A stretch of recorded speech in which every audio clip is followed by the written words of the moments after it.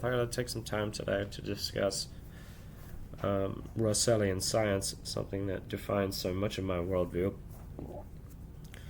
And in order to do that, we have to begin by discussing someone else. His name is Buckminster Fuller. And in his sublime masterwork, Synergetics 1 and 2, he espouses, the last wisdom, perhaps, that you'll ever need to know about geometry, as far as celestial geometry. But he says that triangle is the only truly structurally sound, right, condition, right? And so, right, the tetrahedron, right, is the fundamental boom, right? Triangle is the only thing with structure, right? This began as the Star of David, right, the Seal of Solomon. Then straight lines are drawn to connect to the opposites, right? And it turns it into what's known as a stellated octahedron, the star tetrahedron, right? And so from there, as soon as you make the Star of David, right, you divide each of the sides of the triangle, right, into the golden mean, right, by the points of intersection of the two triangles in relation to each other, right? And so if you take these 6 vectors, or it's 3 lines, but and divide each of them on either side of the radial point, right, so that it gives you 6, what is it, 2, 4, 6, it gives you 12 more, right, subdivisions, right, by the golden mean, right, because if this is one edge, right, it's divided by the golden mean right here and right here, right? And so you have to do that with all of these in the middle as well, right? And then if you connect them in a particular way, right, it gives you a cube, right? And so this isn't just any cube, is it, right? This cube is trifurcated by its volume. So there's a square going through the middle of this face, and there's a square going through the middle of this one, and there's a square, all 90 degrees to each other, so that one cube becomes 8 cubes, right? And so you can have a sphere in each of these if you wanted, right? And so this is really touching at the heart of Russellian science, right? That Walter Russell alleges that every cubic centimeter of space is centered by a infinite lattice of a cubic wave field, right?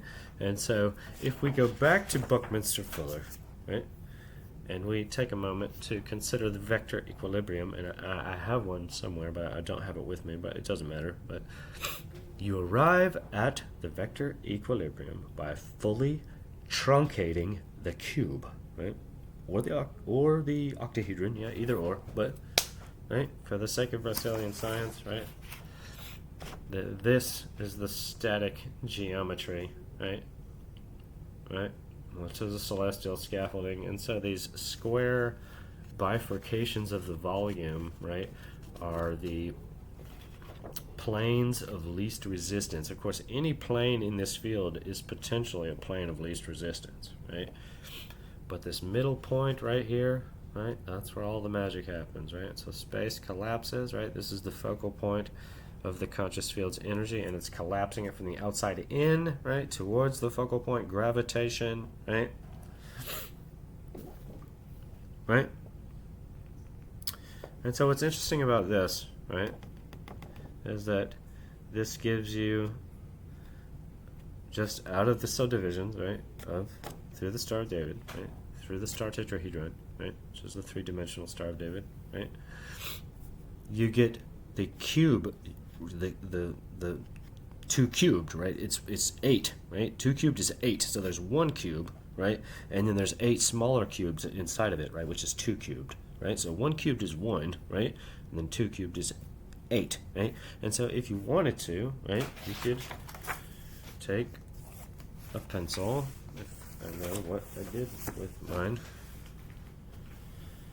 Anyway, right? My point is that it's an infinite fractal, right? That I could draw more sets of 3 squares in all 8 of these, right? And then I could draw, again, it goes all the way to the subatomic level, right? And so this is how he says space is structured, right? Right? And so when you truncate, right? If we call this a square edge, right? And it is, right? You could truncate it, this edge, all the way to the center, right? On all 12 of the edges, right? And then it becomes the vector equilibrium. And once you have the vector equilibrium, it collapses, right, into the 5 platonic solids, right? Right? And so these two great geniuses, they're saying the same thing in their own way, right? Right? That this is the static, the static condition, right? With the noble gases in rest, right? The acacic substance, which records the experience, right, of manifested matter, which emerges out of it, right?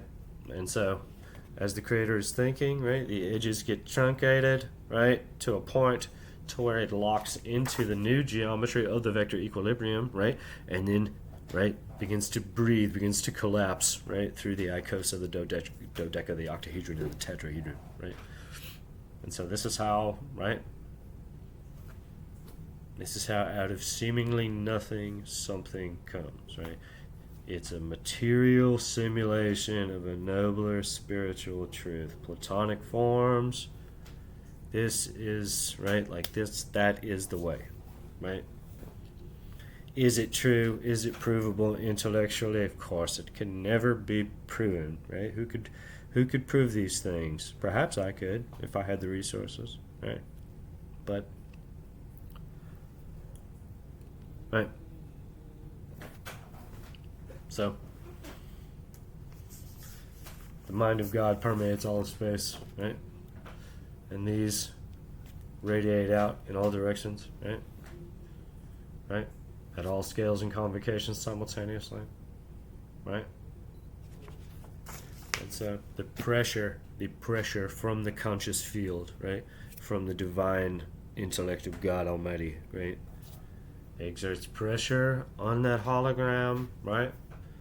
Which degrades its perfection into through the cubic wave field into the vector equilibrium, into, right, the platonic solids, right, which we see mirrored in the molecular structure of all chemical, right, elements, right?